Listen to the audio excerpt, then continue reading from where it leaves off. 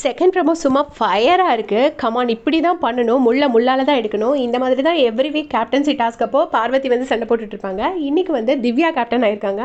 அதை நம்ம ஏற்கனவே அப்டேட் பண்ணியிருந்தோம். ஸோ திவ்யா கேப்டன் ஆகி வந்து நிற்கும் போதே எல்லாருக்கும் அங்கங்கே பிரச்சனை ஆகிடுச்சு போல இருக்குது. அவங்க ஏதோ சொல்லி சைலண்ட்டாக கேளுங்கன்னு ஏதோ சொல்லியிருப்பாங்கன்னு நான் நினைக்கிறேன்.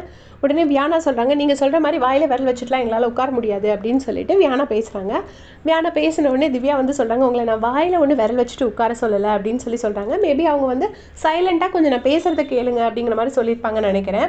அதுக்கடுத்து சொல்கிறாங்க, பார்வதி வந்து ரொம்ப பொறுமையாக சொல்கிறாங்க, நீங்கள் தான் ஹெல்த்தி கான்வர்சேஷன் வைக்கணும்னு சொன்னீங்க அப்படின்னு சொல்லிட்டு பார்வதி சொல்கிறாங்க. சொல்லும்போது திவ்யா வந்து ஆக்சுவலாக பார்வதிக்கு ஆன்சர் பண்ணலை, வேறு இது வந்து ப்ரமோ எடிட்டிங் வேறு யாரோ பேசுனதுக்கு சொல்கிறாங்க, உங்ககிட்ட எல்லாம் அப்படி கத்தி தான் பேச வேண்டியிருக்கு, ஏன்னா நார்மலாக பேசினா நீங்கள் யாருமே கேட்க மாட்டீங்க அப்படின்னு சொல்லிட்டு திவ்யா சொல்கிறாங்க. அதுக்கு அடுத்து பார்த்தீங்கன்னா திவாகர் சொல்கிறாங்க, நீங்கள் பேசுகிறதே ரொம்ப ஹார்ஷாக இருக்குன்னு. திவாகர் ஃபுல் வெஞ்சன்ஸ் மோட் தான். ஏன்னா திவாகரோட ரீல்ஸ் பற்றி திவ்யா கமெண்ட் பண்ணிட்டாங்கல்ல, அதனால ஃபுல்லாக இனிமேல் எப்போ பார்த்தாலும் திவ்யாவே போட்டு அடிச்சுட்டே இருப்பார். அவர் எப்போவுமே பார்த்தீங்கன்னா எந்த டாஸ்க்குமே ரியலாக ஆன்சர் பண்ண மாட்டார், வெஞ்சன்ஸ் மைண்டில் வச்சு தான் அவர் பேசுவார். ஸோ அவர் அதை அப்படி சொல்கிறாரு. கடைசி வந்து திவ்யா வந்து, நான் தான் கேப்டன், நீங்கள் கேட்குறீங்கன்னா கேளுங்க, கேட்காட்டி போங்கன்னு இவங்கள விடையும் ரொம்ப ஹார்ஷாக பேசுகிறாங்க. ஏற்கனவே பார்வதி திவாகர் அந்த சண்டை போடுவாங்க, அதை விட ரொம்ப கொடூரமாக இருந்துச்சு திவ்யா போட்ட சண்டை. ஆனால் இது தேவை தான், ஏன்னா இல்லைன்னா இவங்க வாயெல்லாம் அடைக்க முடியாது.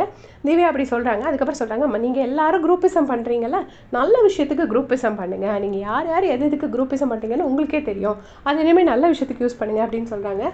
ஸோ திவ்யா வந்து கேப்டன் ஆகிட்டாங்க. இனிமேல் சண்டை தான் வெடிக்க தான் போகுது, அதில் சந்தேகமே கிடையாது. ஒரு கேப்டனையும் பாரு என்ன பண்ணுவாங்கன்னு நம்ம இது வரைக்கும் பார்த்துருக்கோம். நீ பார்ப்போம் திவ்யாவை என்னென்ன பண்ண போகிறாங்கன்னு.